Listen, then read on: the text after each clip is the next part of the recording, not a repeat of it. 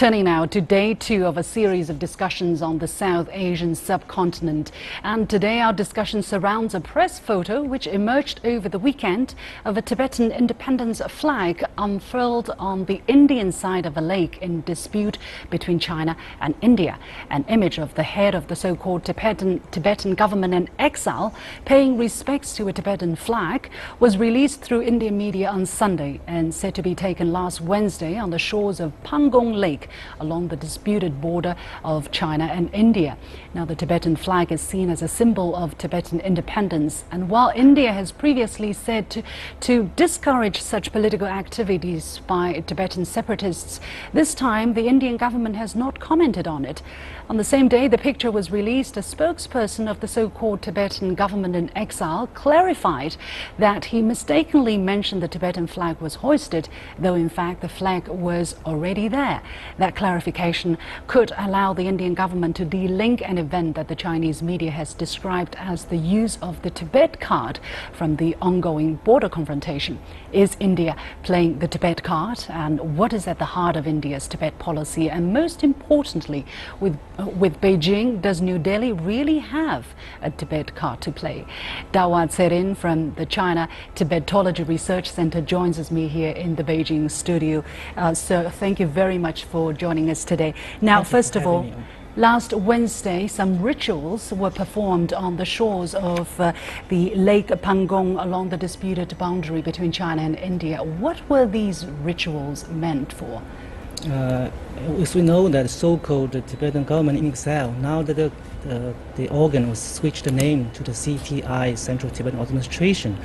This organ was used every chance to publicize their wrong view on Tibet, and usually they use the military strip to separate from China, and so when they was in overseas, especially in India, they used every stage to say China is using the wrong policy on Tibet, and also they used spiritual Buddhism and to take every chance to do their publicity. And now that this time there's India and China, there's a kind of this border dispute, and they want to take this time to they maximize their interests over there and use the foreign power to publicize their image and also to get the interest from this dispute. Yeah. So I was talking about these rituals. So what were these rituals for? The timing is very tricky, and the timing is the Dalai Lama's birthday at that time. And as we know that he is very influential in terms of Buddhism.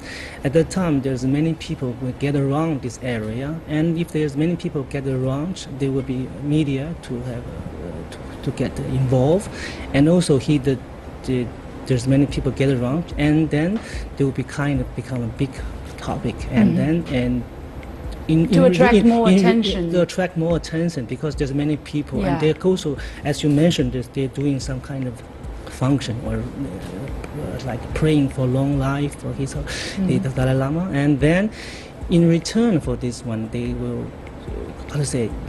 become this kind of topic will become hotter and be discussed by people all around the world. Media will involve. Well, what about this clarification that I just mentioned, this seemingly contradictory statement from the spokesperson of the so-called Tibetan government in exile, first saying, yes, it was a Tibetan flag that was hoisted, but then later on saying the flag has always been there, he just passed it and he was paying respect to it. I think this spokesperson has no confidence to say this is the arrangement. But actually, one that is there's the picture we can see from the newspaper that this is true, but after that he said this kind of coincidence or it means he has no confidence, because India has government was agreed that the Tibetan is part of China, and if he said this kind of arrangement, that is against India's policy. It's become a political mistake or political big things. Also, there was Indian media have been saying that this kind of visits have been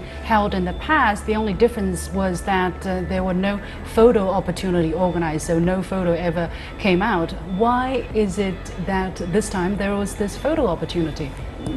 From that point of view, we can see the Indian governments have kind of call it a double standard on Tibetan policy. One hand, they agree that Tibet is part of China and Tibet on China and it belongs to China-Tibet territories. And on the other hand, there's some official in their government openly or secretly supporting the so-called CTA. One is they send some official to attend some functions and some kind of, then they will make speech and openly support the movement. Sometimes they will provide financial support and also to do their education sections. Mm-hmm. That's the one part. The other, just from that point we can see the authority was want to use the Tibetan cards to maximize their interests, and then in future with the Chinese relation, and then when they're dealing with the Chinese, they have more bargaining chips on the table.